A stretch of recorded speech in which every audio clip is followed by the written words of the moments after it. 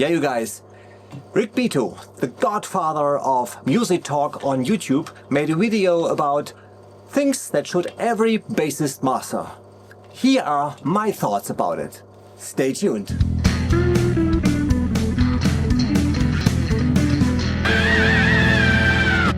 Yeah, you guys, the video from Rick Beato was made actually more than 4 years ago, and well, YouTube showed me this video in the whole period of time, but I said no, don't want to listen to Rick Beato, because I thought he would talk about scales I have to learn or bass playing techniques or anything. So I was a little bit afraid of watching this video, but a few days ago I grabbed all my courage, all my strength and all my power, and I watched it, and I was really surprised about it.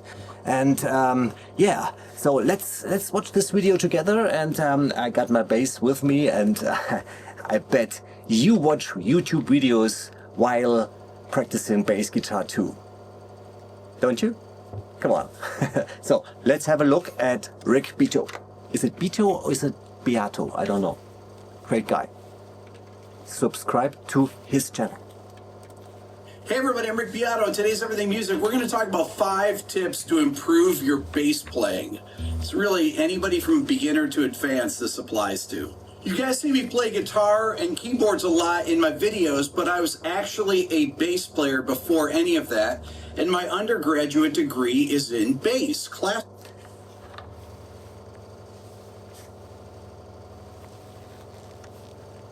His first instrument is bass. Then he learned the guitar and everything, all this stuff. First instrument, always the bass.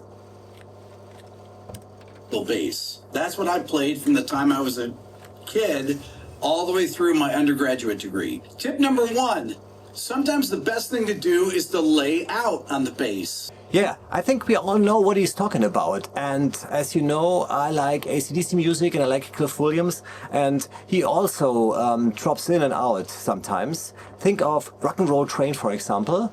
When the guitar starts, the bass comes in playing almost the same.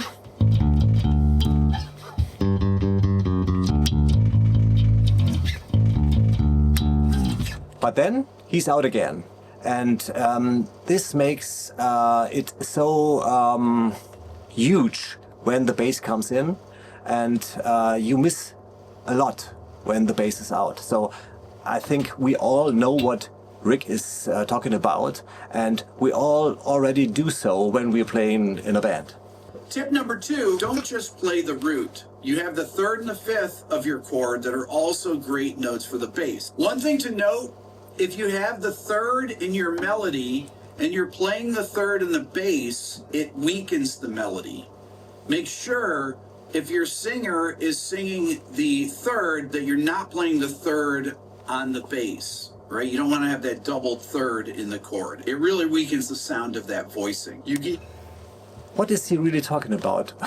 He says, don't play the root note, but take care of your singer. If he's using a 3rd or a 5th, then you should stay at the root note. Well, maybe your singer is a robot. Take me down to Paradise City where the grass is green, the girls are pretty. Then you can play the 3rd and the 5th, but otherwise, sorry Rick, I prefer to stick on the root note, and then you haven't got that trouble listening to the singer and all the melodies. So if you want to see more about my thoughts on sticking to the root note, watch my video here.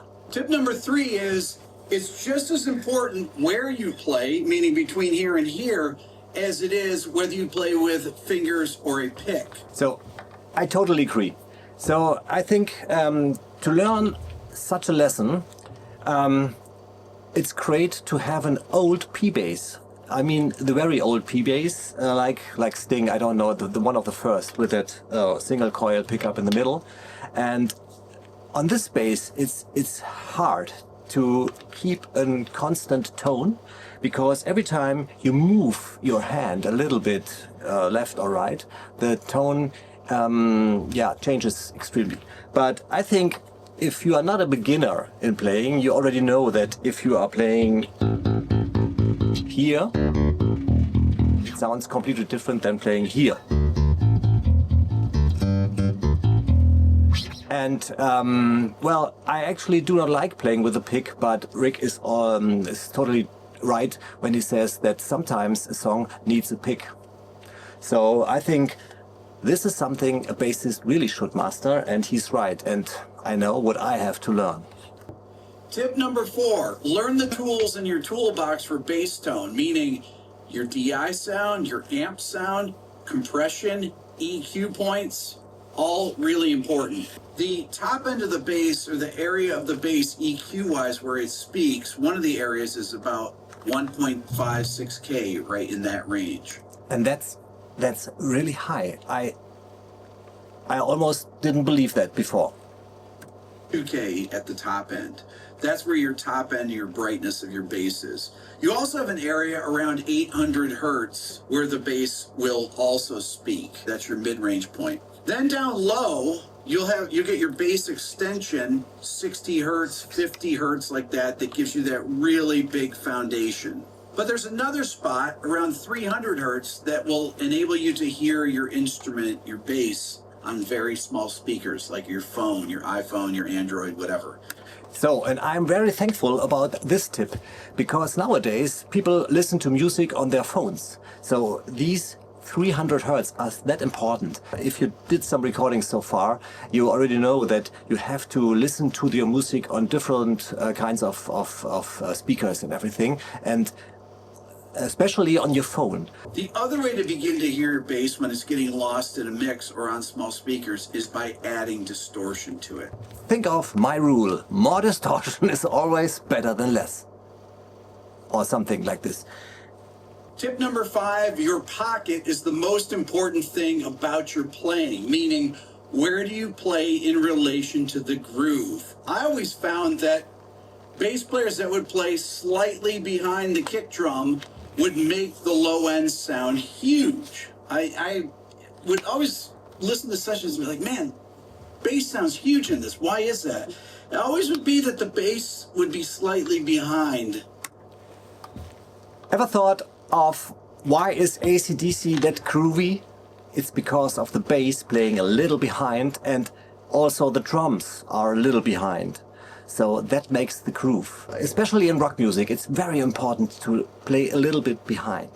So thank you, Rick, for telling your audience that this is very important. I don't agree with everything you said, but most things are right. Things we should master as a bassist. What is your opinion on the video? What do you think? Write it down in the comments. Well, I think there are some things a rock bassist should master, and yes, I will make a video about this. And if you don't want to miss this video, subscribe to our channel, and always remember, bass playing is hard working.